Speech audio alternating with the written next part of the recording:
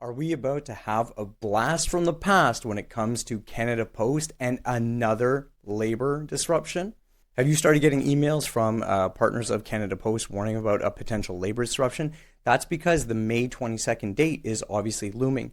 Talks have recently broken down as of the end of March, and there really hasn't been any progress because Canada Post says what the union wants is essentially unreasonable that would increase its cost by about $2 billion a year. Canada Post has been trying really hard in order to get more volume through their network. They've actually been doing some really ridiculous promotions. Sub $4, for example, direct to shippers for a small parcel under £1 shipping, and honestly, even less than $3 if you are a type of 3PL or partnered service that is doing fulfillment. Now, these rates were obviously something that I had shared with you back in January, that Canada Post would have to buy back a bunch of the volume, so that's what they've been doing. The challenge is this: Canada Post does not have either the operational excellence nor the volume required to actually make price points in that range work.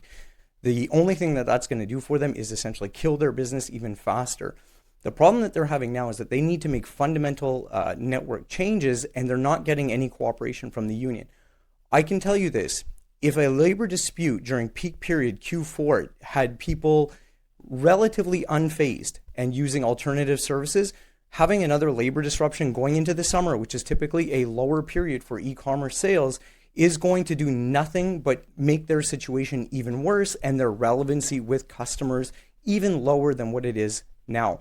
Unfortunately, Canada Post and the union just can't seem to connect on proper models, and this is unfortunate because there are a lot of ways that they can use their infrastructure and their assets and their resources to make a huge impact and be a provider of choice for the Canadian economy.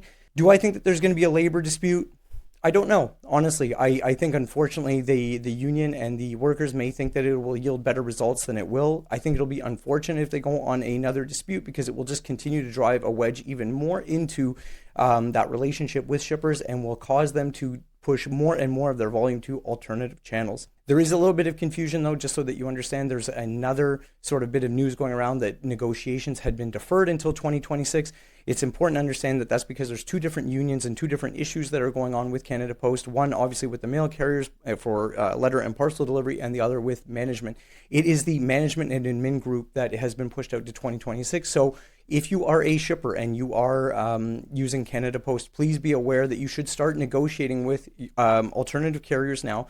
Try to secure volume, really understand what your baselines are, just in case that there does happen to be another labor disruption at the end of May. You don't want to get stuck trying to negotiate at the last minute.